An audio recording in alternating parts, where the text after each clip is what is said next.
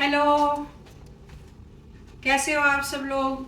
अच्छे होंगे, गुड। और होना भी चाहिए अच्छा। तो एक्चुअली आज हमारा हिंदी दिवस है, तो मैं इंडियन एम्बेसी जा रही हूँ। वहाँ कुछ प्रोग्राम है, तो वहाँ जाके देखते हैं क्या क्या प्रोग्राम होता है हिंदी दिवस के उपलक्ष्य में। पोएम है मेरे पास, पर मैं नहीं बोलूँगी। अगर किसी को चाहिए होगी तो उसको दे दूँगी।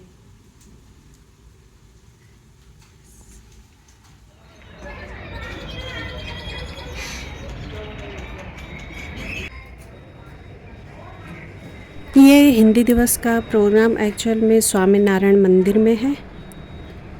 हम लोग पहले इंडियन एम्बेसी गए, फिर उसके बाद हम प्रोग्राम में शामिल होने के लिए यहाँ पर आए हैं। आराम से आदि आगे।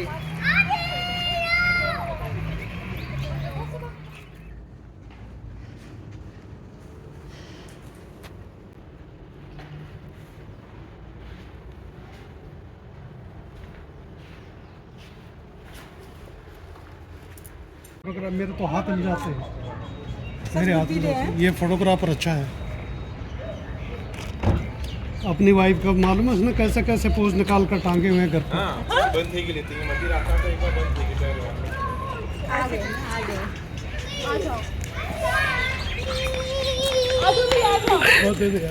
उच्चायुक्त के सारे जो गणमान्य जन हैं उनका बहुत बहुत धन्यवाद। मंच संचालक राजीव जी और आदरणीय बंधुजन एंड प्यारे बच्चों, मेरा आप सभी को बहुत बहुत अभिनंदन और प्रणाम। सर्वप्रथम आप सभी को हिंदी दिवस की हार्दिक शुभकामनाएं। मेरा नाम हरीशचंद्र पाठक है। मैं आपके सामने हिंदी भाषा देवनागरी लिपि के सीखने के बारे में अपने विचार प्रस्तुत करूंगा। हमें हिंदी क्यों सीखनी चाहिए? जैसा कि आप सभी को ज्ञात है और राजीव जी ने भी बताया, 14 सितंबर 1953 से हिंदी दिवस हर वर्ष मनाया जाता है। पिछले सालों की तरह इस वर्ष भी हिंदी दिवस भारतीय उच्चायुक्त के सौजन्य से आयोजित किया गया है और हिंदी को अंतर्राष्ट्रीय मंच पर स्थापित करने के लिए यह एक महत्वपूर्ण प्रयास है। भारत विविधताओं से भरा देश है। यहाँ अलग अलग भाषाएं, बोलियां, अलग अलग वेशभूषा, अलग अलग खान पान और अलग संस्कृति के लोग रहते हैं, परंतु हिंदी भाषा देश के सभी लोगों को एक सूत्र में पिरोती है। देश को एक रखने में हिंदी का बड़ा योगदान है। राष्ट्रपिता महात्मा गांधी ने हिंदी को जनमानस की भाषा कहा था। मैं आपके सामने कुछ तथ्य रखना चाहता हूं। जापान में जापानी, जर्मनी में जर्मन, फ्रांस में फ्रेंच, चाइना में चाइनीज, रशिया में रशियन, स्पेन में स्पेनिश इत्यादि इत्यादि। इन देशों में सभी राष्ट्रभाषाएं हैं और ये सभी लोग बड़े उन्नत और विकासशील हैं। तो फिर भारत में हिंदी राष्ट्रभाषा क्यों नहीं? ये जो विकासशील देश हैं इनकी अपनी भाषाएं हैं, इनकी अपनी सभ्यता है, इसीलिए ये आगे बढ़ रहे हैं। भारत का राष्ट्रगान है, राष्ट्रीय पक्षी है, राष्ट्रीय जीव है और राष्ट्रीय ध्वज है, परंतु राष्ट्रीय भाषा क्यों नहीं?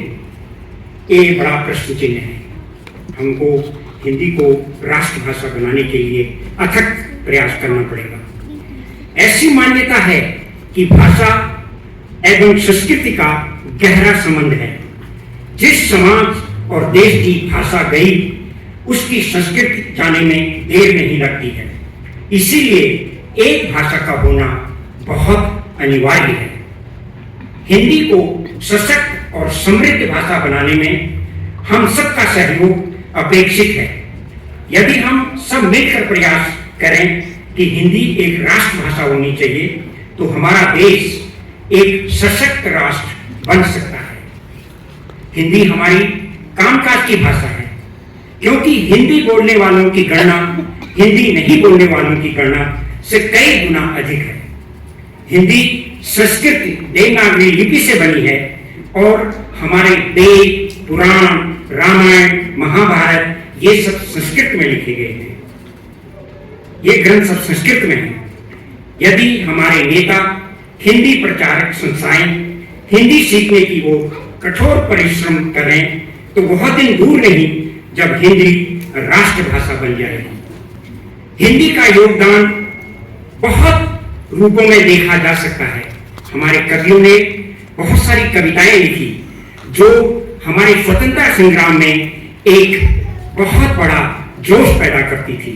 आपने सुना होगा, तुम मुझे खून दोगे मैं तुम्हें आजादी दूंगा, सबका साथ सबका विकास, वंदे मातरम, भारत माता की जय, इनकलाब जिंदाबाद। ये सब कवियों ने हमारे स्वतंत्रता संग्राम में हिंदी के द्वारा बड़े बड़े स्वतंत्रता संग्राम में ये बातें कही।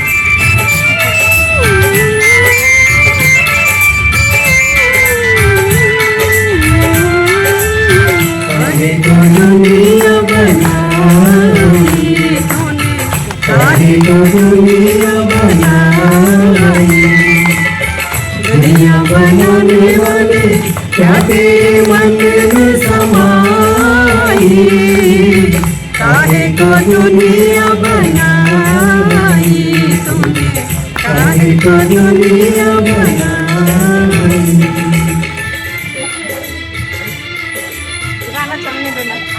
प्रीत बना के तूने जीना सिखाया, हंसना सिखाया, रोना सिखाया, जीवन के कटे पर मीठे मिलाए, जीवन के कटे पर मीठे मिलाए, मीठ मिला के तूने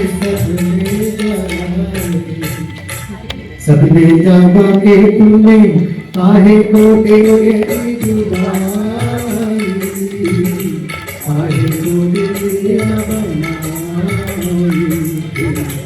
काहे को दुनिया बनाई। बनाने वाले क्या तेरे मन में समाई, काहे को दुनिया बनाई, काहे को दुनिया बनाई।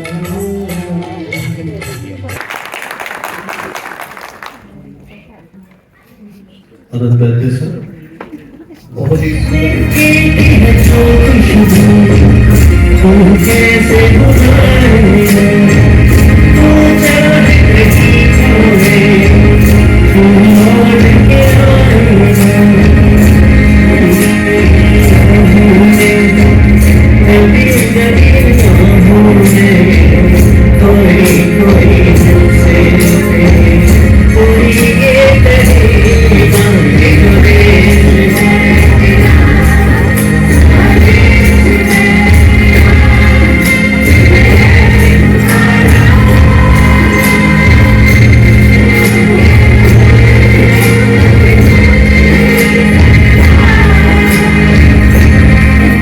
ये मेरा मानना भी है कि राष्ट्रभाषा का होना बहुत ज़रूरी है, क्योंकि उसी से आपकी पहचान भी है, उसी से आपका विकास भी होता है, देश का निर्माण भी होता है।